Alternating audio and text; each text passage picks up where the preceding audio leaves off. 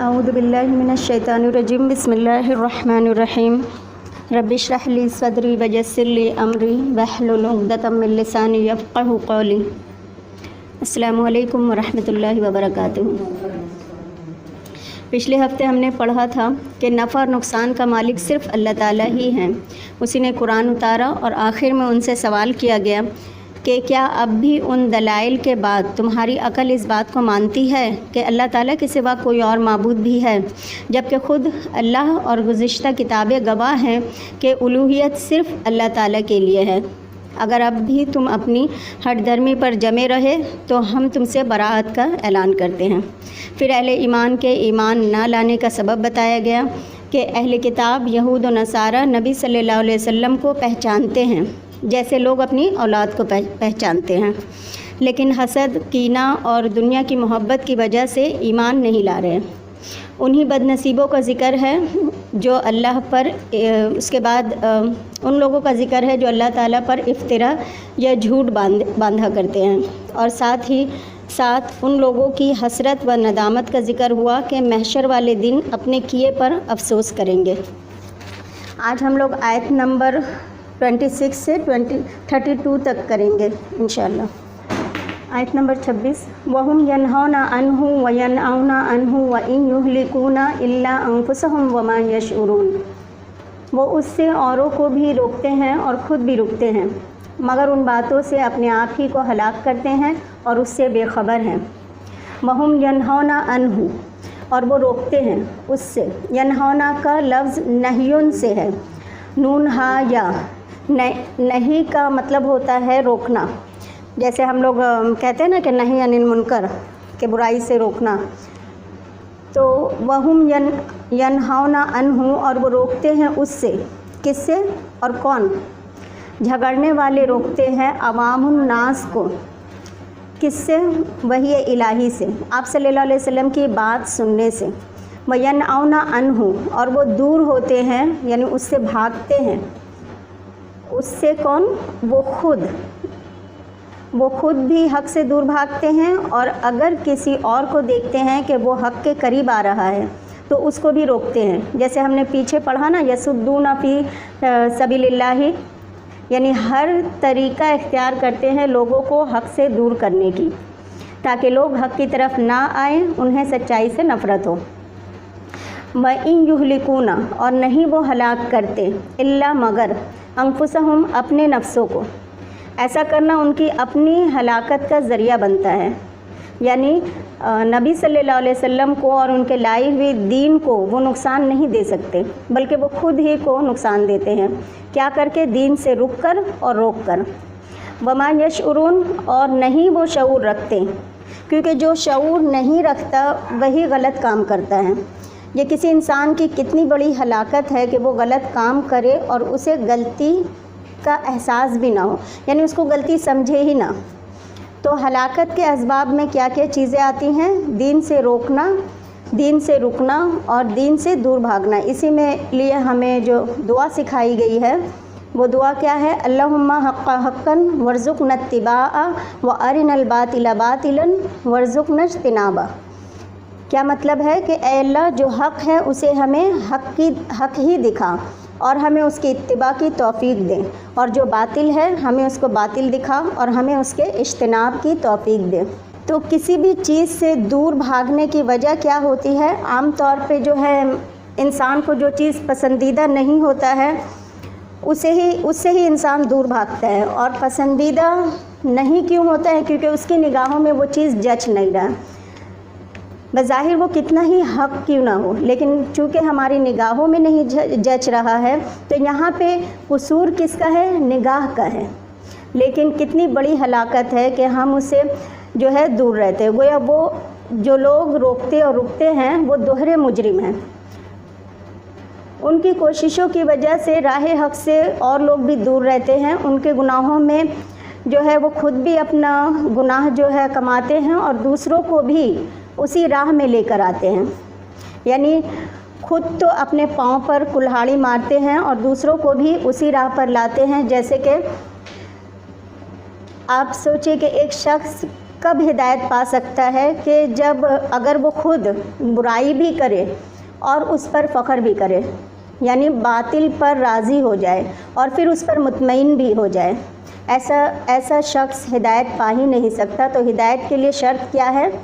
سچائی کی طلب اور سچائی کی تلاش میں رہنا اور اس کو مان لینا، اور ایسا نہیں کرنا وہ ناسمجھ ہے۔ جو ایسا نہیں کرتا وہ ناسمجھ ہے، یعنی کہ دوہرا گناہ اس لیے ہوگا کیونکہ وہ خود بھی رک رہے ہیں اور لوگوں کو بھی اس سے روک رہے ہیں۔ آیت نمبر 27، وَلَوْ تَرَىٰ إِذْ وُقِفُوا عَلَى النَّارِ فَقَالُوا يَا لَيْتَنَا نُرَدُّ وَلَا نُكَذِّبَ بِآيَاتِ رَبِّنَا وَنَكُونَ مِنَ الْمُؤْمِنِينَ۔ تم دیکھو جب وہ آگ پر کھڑے کیے جائیں گے تو کہیں گے اے کاش ہم واپس بھیجے جائیں اور اپنے رب کی آیتوں کو نہ جھٹلائیں اور ہو جائیں ایمان والوں میں سے۔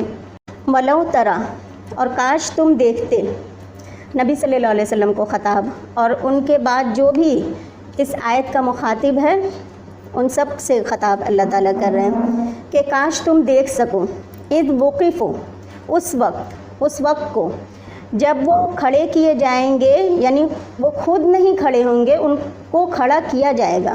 کہاں؟ علی النار، آگ پر۔ تو وہاں آگ کے کنارے جا کر جب وہ کھڑے ہوں گے تو اس وقت ان کی جو حالت ہوگی وہ حالت کاش آج آپ دیکھ سکتے ہیں۔ یعنی آگ پر وہ کیا کہیں گے؟ فقالو، وہ کہیں گے یا لیتنا، اے کاش کہ ہم، یعنی تمنا کریں گے، نردو، ہم لوٹائے جائیں، واپس لائے جائے، کہاں؟ دنیا میں، ولا نکذب، اور نہ ہم جھٹلائیں، کس کو؟ بآیات ربنا، اپنے رب کی آیات کو۔ کاش کہ ہمیں ایک چانس اور مل جائے، ہمیں دنیا میں واپس جانے کا موقع مل جائے، وَنَكُونَ مِنَ الْمُؤْمِنِينَ، اور ہم ہو جائے مومنوں میں سے، ایمان لانے والوں میں سے۔ لیکن ان کی یہ تمنا کبھی بھی پوری نہ ہوگی۔ تو ہر مجرم قیامت کے دن یہی چاہے گا کہ کاش ایک دفعہ اور چانس مل جائے تاکہ ہم اچھے کام کر کے آئیں۔ یعنی یہ جو آیت ہے اسی کو اللہ تعالیٰ سورہ الف لام میم سجدہ میں اس طرح بیان کرتے ہیں کہ ربنا ابصرنا وسمعنا فرجعنا نعمل صالحا انا موقنون، یا رب ہم نے دیکھ لیا، ہم نے سن لیا، فرجعنا، ہمیں واپس بھیج، فرجعنا، ہمیں واپس بھیج، عملا صالحا، کہ ہم اچھے کام کریں، انا موقنون، بے شک ہم یقین کرنے والے ہیں۔ اب ہمیں پوری سمجھ آ گئی ہے۔ تو اللہ تعالیٰ فرماتے ہیں کہ کاش وہ اس موقع کو دیکھ سکے اور جو ایمان اس وقت لائیں گے وہ آج لے آئیں۔ تو ان کی تمنا کس کس چیز کی ہوگی؟ نمبر 1 نردو، واپس آنے کی، اور نمبر 2 ہم آیات کو نہ جھٹلائیں گے، یعنی ہم مومن بن جائیں، لیکن ان کی باتوں کا اعتبار نہیں کیا جائے گا، یقین نہیں کیا جائے گا، اس وجہ سے کہ آیت نمبر 28 دیکھیں، بل بدا لهم ما كانوا يخفون من قبل ولو ردوا لعادوا لما نهوا عنه وانهم لكاذبون، بلکہ وہ اس سے قبل جو چھپاتے تھے ان پر ظاہر ہو گیا، اور وہ اگر واپس بھیجے جائیں تو پھر وہی کرنے لگے جن سے وہ روکے گئے، اور بے شک وہ جھوٹے ہیں۔ بل بدا لهم، بلکہ ان کے لیے ظاہر ہو گئی، یعنی حقیقت سامنے آ گئی، اس لیے یہ ایسی باتیں کر رہے ہیں۔ بدا یبدو کا معنی ظاہر ہونا ہوتا ہے۔ ظاہر ہو گئی ان کے لیے ما کانوا یخفون، جو کچھ تھے وہ چھپاتے، یخفون خفیہ رکھتے، یعنی چھپاتے، من قبل اس سے پہلے، کیا چھپاتے تھے وہ؟ جو کچھ وہ دلوں میں لیے ہوئے تھے، ولو ردو، اور اگر وہ لوٹائے بھی جائیں، یعنی دنیا میں انہیں اگر چانس مل بھی جائے، لعادو، البتہ وہ لوٹیں، لما نہوا عنہ، اس چیز کی طرف جس سے وہ روکے گئے، یعنی اگر انہیں ایک چانس مل بھی جائے تو وہ وہی کریں گے جو وہ پہلے کرتے آئے ہیں۔ وَإِنَّهُمْ لَكَاذِبُونَ، اور بے شک وہ البتہ جھوٹے ہیں۔ ہر آیت میں جو وجہ نکل کر آ رہی ہے وہ ہے جھوٹ، یعنی پیچھے المائدہ کے آخر میں ہم نے کیا پڑھا؟ سچائی کے بارے میں، یعنی اس دن سچے لوگوں کو ان کا سچ کام آئے گا۔ تو اس آیت میں فرمایا جا رہا ہے کہ ایسے دلائل جن سے حق واضح ہوتا تھا ان کی کوشش یہ ہوتی تھی کہ کوئی ان دلیلوں کو سن بھی نہ سکے، اور ان پر پردہ ہی پڑا رہے۔ وہ حق آج ظاہری صورت میں اپنی آنکھوں سے دیکھ لیں گے، کس دن؟ قیامت کے دن۔ تو دوبارہ دنیا میں جانے کے آرزو اور فرمانبردار بن کر رہنے کا وعدہ کریں گے اللہ تعالیٰ سے بار بار، چونکہ یہ وعدہ جو وہ کریں گے وہ شوق کی وجہ سے نہیں کریں گے یا دلچسپی کی وجہ سے نہیں کریں گے، بلکہ وہ دیکھ لیں گے آگ کو تو اس آگ سے بچنے کے لیے کریں گے، یعنی وہ جھوٹ بولیں گے، کیونکہ اگر انہیں دنیا میں دوبارہ بھیج بھی دیا جائے تو یہ بدبخت پھر وہی کام کریں گے جو وہ دنیا میں پہلے کرتے تھے۔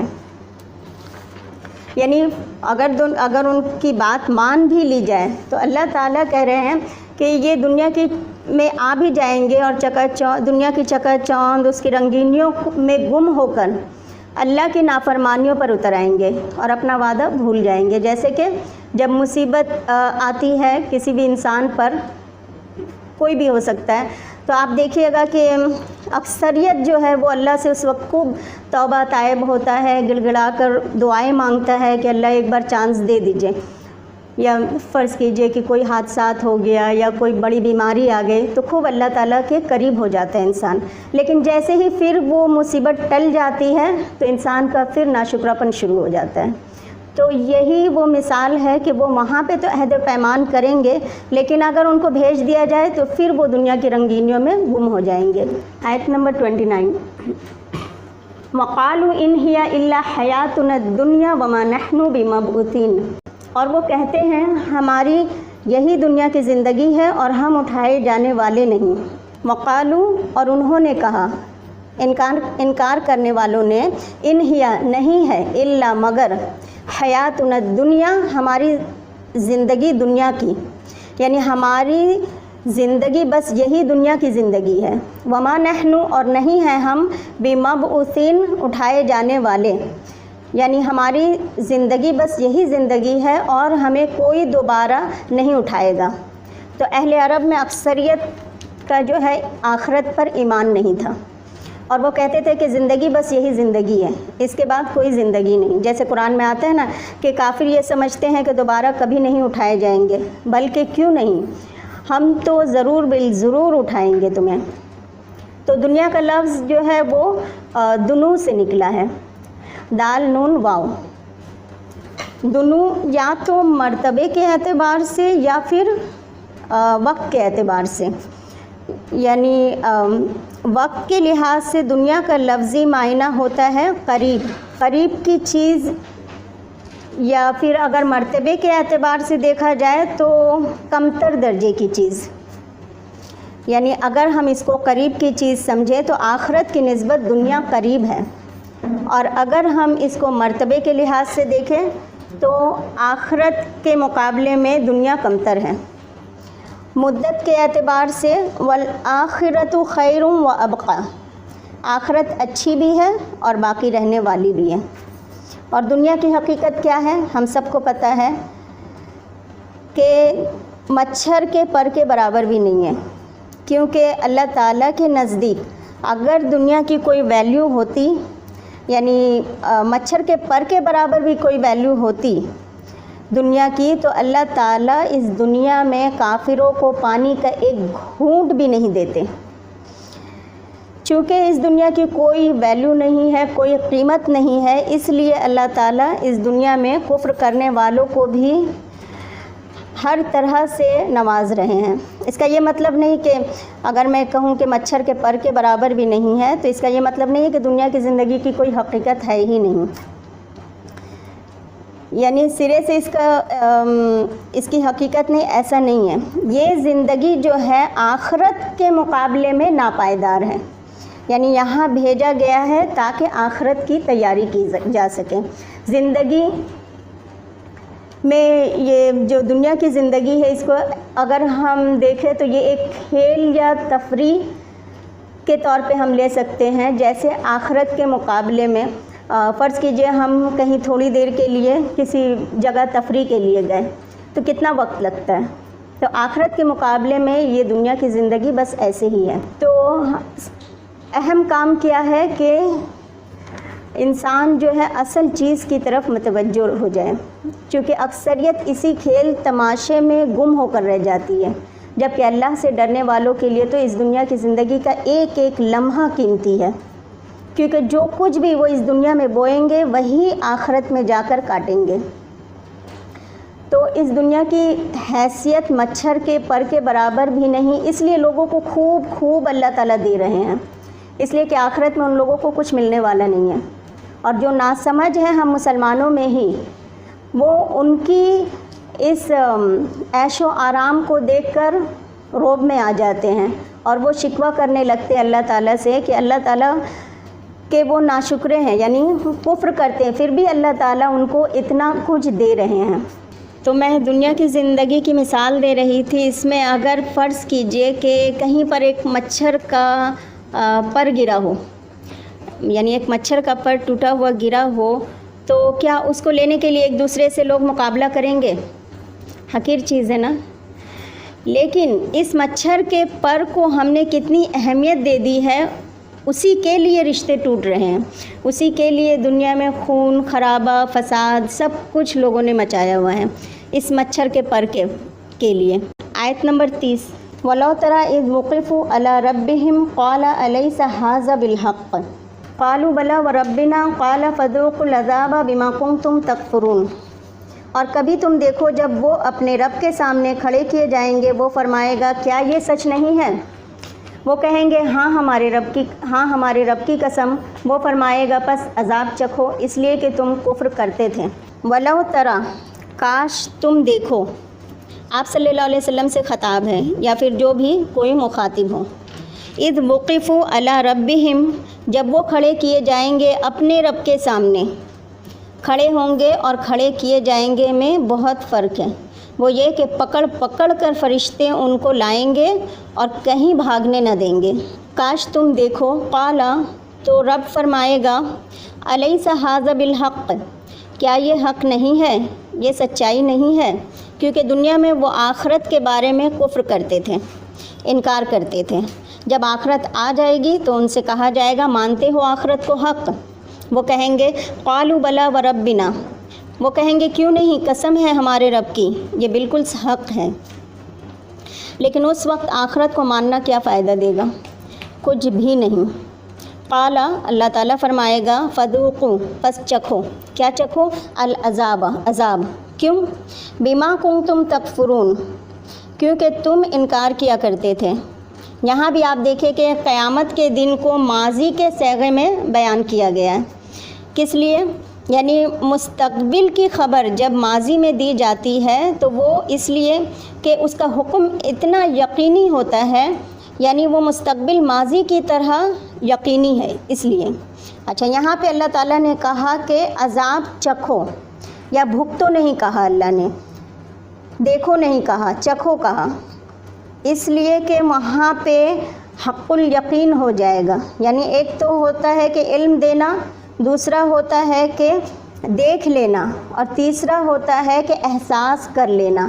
تو جب عذاب چکھو کہا گیا، اب دیکھیے چھوٹا بچہ جب رہتا ہے تو کوئی بھی چیز کو لے کے وہ اپنے منہ میں ڈال لیتا ہے، یعنی وہ چکھ کے پہلے کوشش کرتا ہے، اس کو منہ میں لینے کی کوشش کرتا ہے۔ تو اس لیے اللہ تعالیٰ کہہ رہے ہیں کہ عذاب کو تم چکھو۔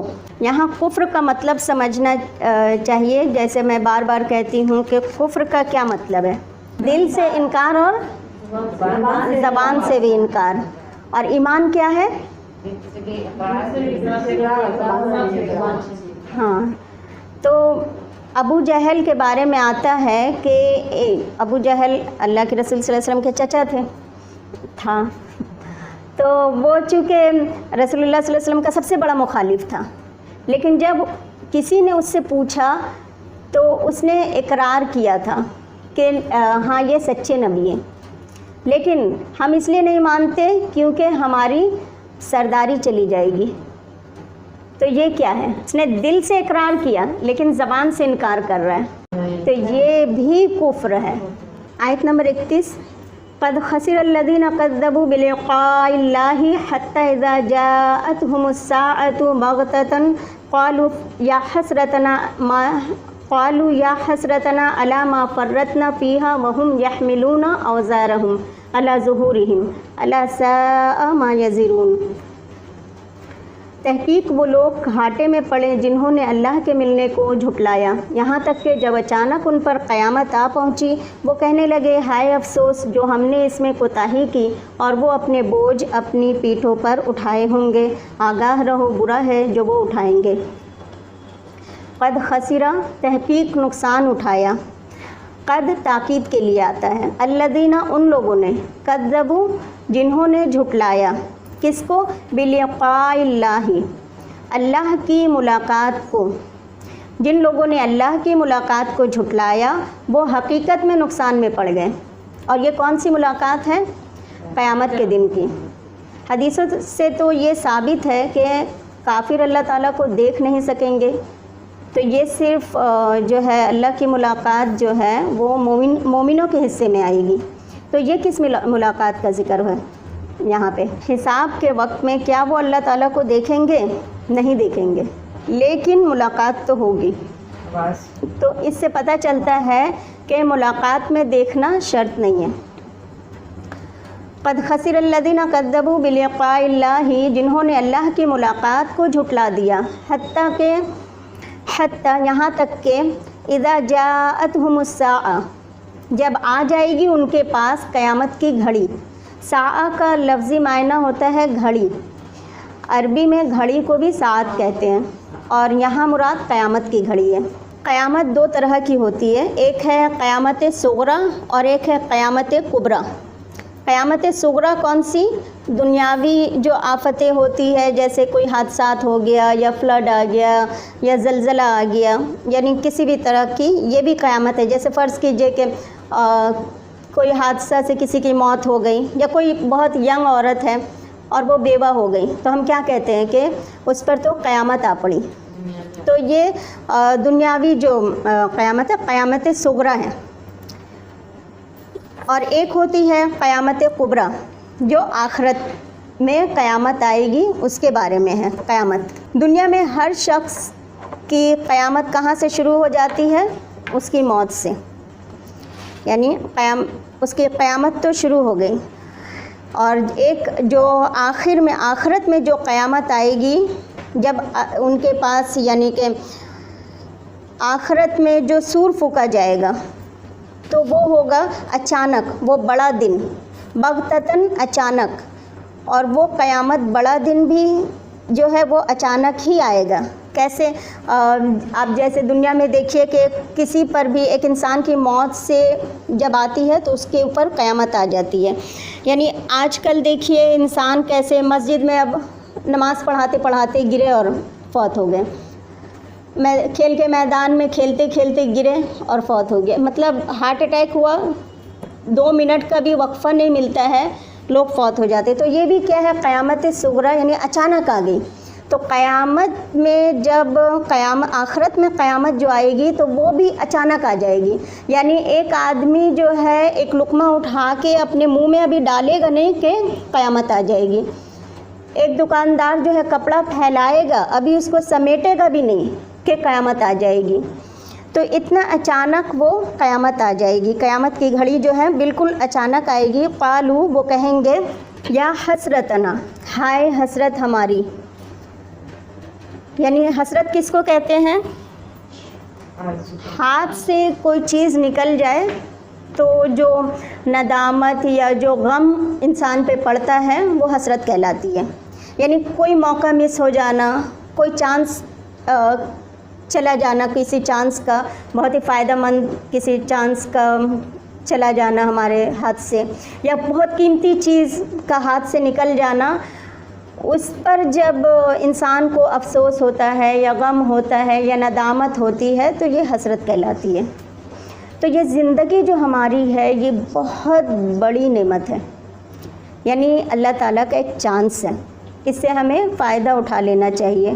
اور جو فائدہ نہیں اٹھاتے اپنے وقت سے، اور جس وقت یہ وقت ختم ہو جائے گا، ملک الموت آ جائیں گے، اس وقت انسان کے پاس سوائے حسرت کے کچھ باقی نہیں رہے گا۔ صرف اور صرف پچھتاوا ہوگا اور ایک ایک لمحے کی حسرت ہوگی انسان کو، خصوصاً جوانی کے وقت کی حسرت ہوگی، جسے ہم نے گھوم پھر کر سیر و تفریح میں ایک دوسرے سے گپے مارنے میں گنوا دیا، اور کوئی کنسٹرکٹیو کام ہم نے نہیں کیا، کوئی تعمیری کام ہم نے نہیں کیا، اور اپنی آخرت کے لیے تو کچھ بھی جمع جب نہیں کرتے انسان، اس وقت وہ کہیں گے ہائے حسرت مجھ پر، الا ما فرطنا فیہا، اس پر جو ہم نے کوتاہی کی اس معاملے میں۔ فرطنا، فرطا کا معنی ہوتا ہے آگے جانا، اسی سے اردو میں جب ہم کہتے ہیں نا افراط و تفریط، افراط کہتے ہیں حد سے بڑھنے کو، تفریط کہتے ہیں کمی کرنے، یعنی کمی کرنا، تو کوتاہی کرنا، کمی کرنا، ضائع کرنا۔ اور یہاں پہ فی ہے، ہا کیا ہے؟ زندگی کی مہلت، زندگی کی مہلت میں جو کوتاہی ہم نے کی، کیا کوتاہی ہوتی ہے؟ جیسے ابھی میں نے کہا کہ ادھر ادھر کی باتوں میں خصوصاً ہم عورتیں بہت زیادہ پڑے رہتے ہیں، اور پھر ان جو بھی ہم حرکتیں کرتے، خیالات کا سوچتے رہنا، وساوس کا آنا، ادھر ادھر کی لوگوں کے بارے میں سوچنا، تو جو موقع تھا، جو اللہ نے ہمیں چانس دیا، اس کو گنوا دینا، اس وقت انسان ہاتھ ملے گا لیکن سب بے فائدہ ہوگا۔ وَهُمْ يَحْمِلُونَ أَوْزَارَهُمْ، وہ اٹھائے ہوئے ہوں گے اپنے بوجھ، اوزار وزر کی جمع ہے، وزر بوجھ کو کہتے ہیں، اور عموماً گناہوں کے بوجھ کے لیے استعمال ہوتا ہے۔ مراد ہے گناہوں کا بدلہ، جزا، وہ جو گناہ دنیا میں کرتے رہیں اس کی سزا کو اپنے اوپر لادے ہوں گے، اور یہ جو ہے کوئی معنوی اعتبار سے لادے نہیں ہوں گے بلکہ حقیقت میں لادے ہوں گے۔ جیسا کہ حدیث شریف میں آتا ہے کہ جو شخص ایک بکری بھی چرائے گا، وہ بکری اس کے کندھوں پر چڑھی ہوئی ہوگی اور وہ ممیا رہی ہوگی، بول رہی ہوگی کہ میں چوری کا مال ہوں۔ کوئی شخص کپڑا جو ہے وہ اس کے کندھے پہ پڑا ہوگا اور وہ پھڑپھڑا رہا ہوگا اور کہہ رہا ہوگا کہ میں اس کے چوری کا مال ہوں۔ یعنی ہر شخص کا جو بھی گناہ ہے وہ ظاہری شکل میں اس کے اوپر ہوگا۔ کسی انسان نے زکوٰۃ نہیں دیا ہے تو وہ جو گولڈ رکھتا ہے تو اللہ تعالیٰ میٹیلک پلیٹوں کی شکل میں اس گولڈ سے اس کے چہروں اور گالوں کو اور پہلوؤں میں لگائیں گے، اور کہا جائے گا کہ ھذا ما کنزتم انفسکم، یہ پلیٹیں جو ہیں یہ وہی ہیں جو تم نے اپنے لیے جمع کر کے رکھی تھی۔ تو یہاں پر وہ اٹھائے ہوئے ہوں گے اپنے بوجھ کو، علی ظہورہم، اپنے پیٹھوں پر۔ اب دیکھیے بوجھ کسی بھی طرح کا ہو بہت دشوار ہوتا ہے اٹھانا۔ ایون کوئی انسان جب موٹا بھی ہو جاتا ہے تو ہر انسان چاہتا ہے کہ وہ دبلا ہو جائے، یعنی وہ بوجھ بھی اس سے نہیں اٹھایا جاتا ہے۔ اور دنیا میں تو پھر بھی اگر کوئی بوجھ ہم لیتے ہیں تو وہ پھر کوئی مدد کرنے کے لیے آ بھی جاتا ہے کہ لاؤ میں مدد کر دوں۔ جیسے ایک ماں جو ہوتی ہے، حاملہ ہوتی ہے، تو وہ بھی جب آخری مہینے میں آ جاتی ہے، 8-9 مہینے میں، تو کیا چاہتی ہے کہ جلدی سے جلدی میں اس کو یہ ڈیلیور کر دوں۔ یا فرض کیجئے کہ ایک بچہ ہے، ماں اس کو لیے گود میں تھک جاتی ہے تو کیا چاہتی ہے کہ کوئی لے لے اسے، لیکن اگر کوئی نہ ہو تو وہ کیا کرتی ہے، زمین میں پٹک دیتی ہے کہ تھوڑی دیر رو لو تم۔ تو بوجھ چاہے وہ کتنا ہی پسندیدہ کیوں نہ ہو، بوجھ جو ہے انسان سے برداشت نہیں ہوتا ہے۔ عورتیں زیور بہت پسند کرتی ہیں، میکسیمم عورتیں پسند کرتی ہیں، لیکن جب ہم شادی بیاہ میں جاتے ہیں تو سب سے بھاری زیور پہن کے جاتے ہیں۔ کتنی دیر ہم اس زیور کا بوجھ برداشت کر سکتے ہیں؟ آتے ٹائم سب سے پہلے کیا کرتے ہیں، اس زیور کو اتارتے ہیں۔ تو یہ بوجھ بھی ہم برداشت نہیں کر سکتے، کہاں کہ آخرت میں گناہوں کا بوجھ ہم پر پڑا ہوگا، اور وہ بوجھ ہم کیسے اتاریں گے؟ وہ تو اللہ تعالیٰ اس کو شکل اور صورت عطا کر دیں گے۔ تو ہمیں چاہیے کہ دنیا میں جو بھی غلطی ہو جائے اسے دنیا میں ہی دھوتے رہنا چاہیے، کبھی معافی سے، کبھی صدقے سے، کبھی کفارے سے، کبھی نماز سے۔ انسان کو اپنے آپ کو ہلکا کرنا چاہیے۔ اگر یہ بوجھ نہ اتارا اور قیامت کے دن اٹھانا پڑے گا تو سوچئے کہ سارے مجرم اپنے اپنے بوجھ کتنے سال تک اٹھا سکیں گے؟ وہاں 50,000 سال تک بوجھ کو اٹھائے رکھنا ہے. یعنی اب کسی کو اگر سانپ لپٹے گا تو کیا حال ہوگا؟ دنیا میں سانپ دور سے دیکھتے ہیں تو روح فنا ہو جاتی ہے. وہاں پہ وہ سانپ جو ہے لپٹ کے رہے گا اور وہ 50,000 سال وہ سانپ جو ہے لپٹے رہے گا. تو ہم سب کو یہی کوشش کرنی چاہیے کہ دنیا میں کوئی بھی گناہ ہے ہمیں زیادہ سے زیادہ استغفار سے، نمازوں سے، اللہ سے معافی مانگتے رہنا چاہیے کہ یہ بوجھ جو ہے ہمارے کندھوں پر نہ رہیں. اب یہ جو اتنا بوجھ ہوگا، ناپسندیدہ بوجھ، پسندیدہ بوجھ بھی انسان برداشت نہیں کر سکتا، تو ناپسندیدہ بوجھ کیسے انسان برداشت کرے گا؟ اس لیے ہمیں چاہیے کہ اللہ سے معافی مانگتے رہیں، کیونکہ کل قیامت میں ہر انسان کے چہرے پہ لکھا ہوگا کہ یہ کیا تھا. اس کے چہرے پہ لکھا ہوگا یہ چور تھا، یہ زانی تھا. انسان کو اللہ تعالیٰ چوٹی کی شکل میں بنا دیں گے. اس کی حقارت کے لیے لوگ دیکھیں گے. جو یہاں عزت کے لیے انسان مرتا ہے وہاں خود کو بے عزت کرے گا لوگوں کی نگاہوں میں. تو اللہ تعالیٰ فرماتے ہیں اور وہ اپنے بوجھ اپنی ہی پیٹھوں پر اٹھائے ہوں گے، کوئی کسی کا نہیں اٹھائے گا. لا تزر وازرۃ وزر اخری، یعنی کوئی کام نہیں آئے گا. الا سنو، یہ کلمہ تنبیہ ہے. ساء ما یزرون، کتنا برا ہے جو وہ بوجھ اٹھائیں گے، کتنا برا بوجھ اٹھائیں گے. ساء کا لفظ بئس کے معنی میں ہے، یعنی برا. اور بعض لوگ اپنے بوجھوں کے علاوہ دوسروں کے بوجھ بھی اٹھائیں گے.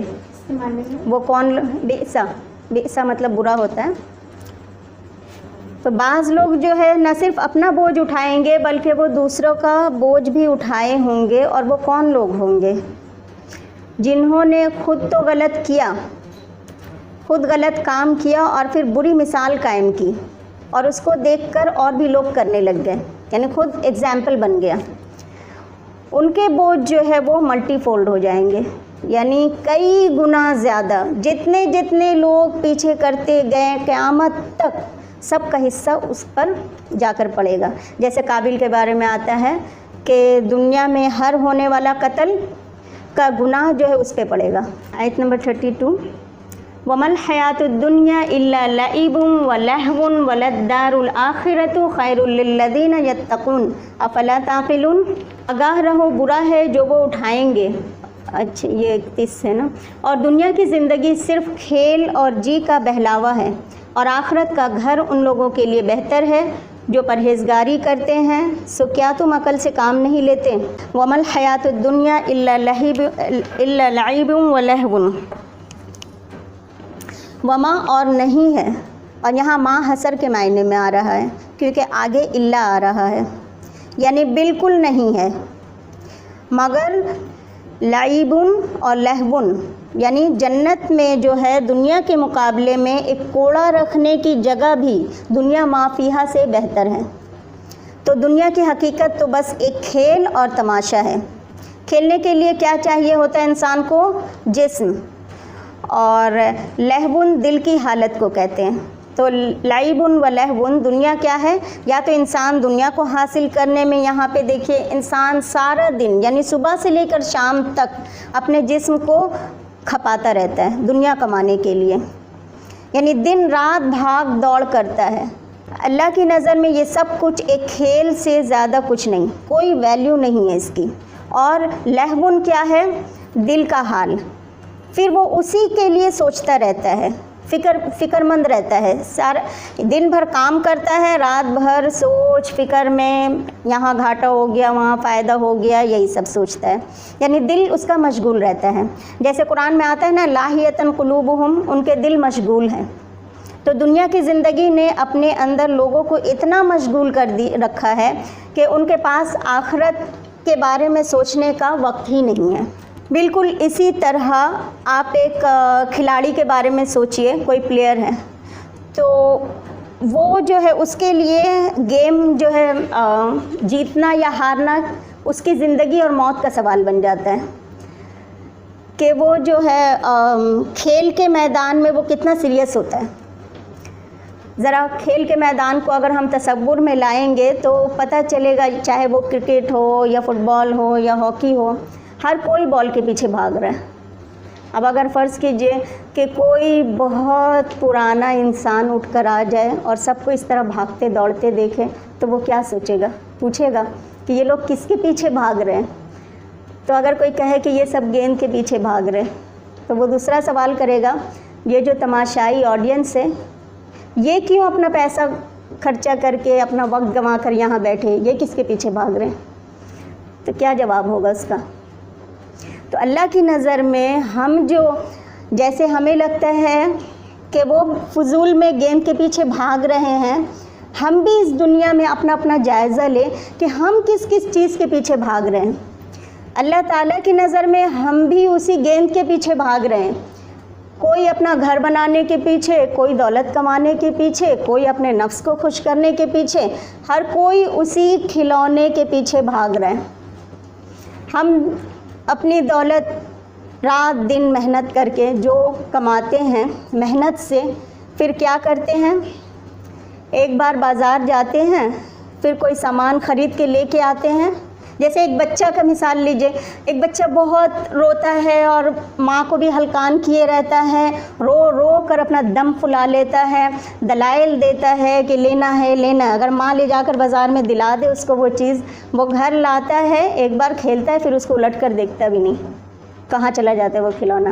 ہمارا بھی وہی حال ہے، ہم دن رات جو پیسے کماتے ہیں، بازار جاتے ہیں، فضول سامان خریدتے ہیں، لا کے گھر بھر دیتے ہیں، تھوڑے دن میں وہ گیریج میں سائڈ ہو جاتا ہے یا اسٹور روم میں چلا جاتا ہے، پھر ہم اس کو دیکھتے بھی نہیں۔ تو یہ دنیا کی زندگی جو ہم بھی کسی نہ کسی گیند کے پیچھے دوڑ ہی رہے ہیں۔ ہمیں چاہیے ہم آخرت کی فکر کریں، بار بار اللہ تعالیٰ اتنا کھول کر ہمیں بیان کر رہے ہیں، صرف آخرت کے بارے میں سوچنا ہے۔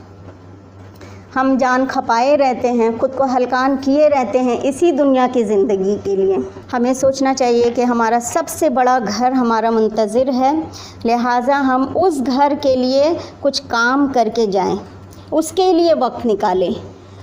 اس کے بعد فوراً اللہ تعالیٰ نے کیا فرمایا؟ وَلَلدَّارُ الْآخِرَةُ، اور البتہ آخرت کا گھر، خیر للذین یتقون، وہ بہتر ہے ان لوگوں کے لیے جو تقوی اختیار کرتے ہیں۔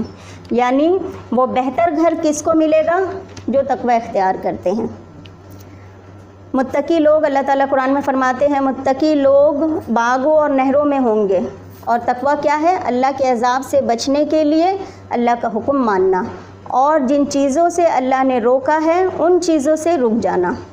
یہاں زندگی کے دو مرحلے ہیں، ایک دنیا کا اور ایک آخرت کا، اور دونوں کا یہاں تقابل کیا گیا ہے، مقابلہ کیا گیا۔ پھر فرمایا اللہ نے یہاں، اس کو ایک مثال سے آپ اس طرح سمجھیں کہ ایک حدیث ہے، اللہ کے رسول صلی اللہ علیہ وسلم نے فرمایا کہ مومن کے لیے یہ دنیا کی زندگی جو ہے یہ جیل ہے، اور کافر کے لیے جنت ہے۔ تو اس کو ہم اس مثال سے سمجھ سکتے ہیں کہ مومن کے لیے یہ دنیا کی زندگی جو ہے واقعی میں ایک جیل ہے۔ جیسے قید خانے میں قیدی کھاتا بھی ہے، پیتا بھی ہے، سوتا بھی ہے، کچھ کام کاج بھی کر لیتا ہے، اور بہت سارے قیدی تو وہاں لکھتے پڑھتے بھی ہیں، لیکن وہ حدود یا باؤنڈریز میں سے باہر نہیں جا سکتے۔ یعنی بالکل اسی طرح مومن بھی اس دنیا میں کھاتا پیتا، لکھتا پڑھتا، جاگتا سوتا، سب کچھ کرتا ہے، لیکن اس کی زندگی ایک لمٹ کے اندر ہے، اس سے آگے وہ نہیں جا سکتا، اور یہ قید اس نے خود لگائی ہے اپنے اوپر، اپنے ایمان اور تقوی کی وجہ سے۔ لیکن کافر کے لیے کوئی قید نہیں ہے، یعنی اس کے لیے کوئی لمٹ نہیں ہے۔ تو اللہ تعالیٰ فرما رہے ہیں افلا تعقلون، کیا پھر بھی تم سب عقل سے کام نہیں لوگے؟ یعنی اللہ تعالیٰ جب بیان کر دیتے ہیں، ڈیفائن کر دیتے ہیں، اس کے بعد انسانوں کو چاہتے ہیں کہ وہ عقل استعمال کریں۔ کیوں؟ کیونکہ اللہ نے اسی عقل کی وجہ سے، یہ جو ہمارا اولو الالباب کہتے ہیں اللہ تعالیٰ قرآن میں جگہ جگہ، کہ عقل والے، لب والے، تو اسی لب کی وجہ سے، اسی عقل کی وجہ سے تو اللہ نے ہمیں اشرف المخلوقات بنایا ہے۔ اللہ نے ہمیں سوچنے سمجھنے کی صلاحیت دی ہے، اپنا مائنڈ کو استعمال کرنے کی صلاحیت دی ہے، لیکن جب ہم نے اس مائنڈ کو نیرو یوز میں رکھ دیا تو کیا ہوتا ہے، دنیا میں ہم ذلیل ہوتے ہیں اور آخرت میں بھی پچھڑے ہوئے لوگوں میں ہو جاتے ہیں۔ اس لیے ہمیں دنیا اور آخرت دونوں میں ترقی کرنا ہے تو اپنی عقل کو استعمال کرنا ہے۔ اللہ تعالیٰ بار بار کہتے ہیں افلا تعقلون افلا یتدبرون، کیا تم غور و فکر نہیں کرتے، کیا تم عقل کا استعمال نہیں کرتے؟ تو اللہ تعالیٰ سے دعا ہے کہ اللہ تعالیٰ ہمیں عقل کو استعمال کرنے والے بنا دے اور قرآن کو سمجھنے کے لیے عقل کو استعمال کرنے والے بنا دے، تاکہ ہم اس قرآن کو سمجھ سکیں، اس کو پڑھ سکیں، اس پر عمل کر سکیں اور اس کو دوسروں تک پھیلا سکیں۔ سبحان اللہ و بحمدہ، سبحانک اللہم و بحمدک، نشہد ان لا الہ الا انت، نستغفرک و نتوب الیک۔ والسلام علیکم ورحمۃ اللہ وبرکاتہ۔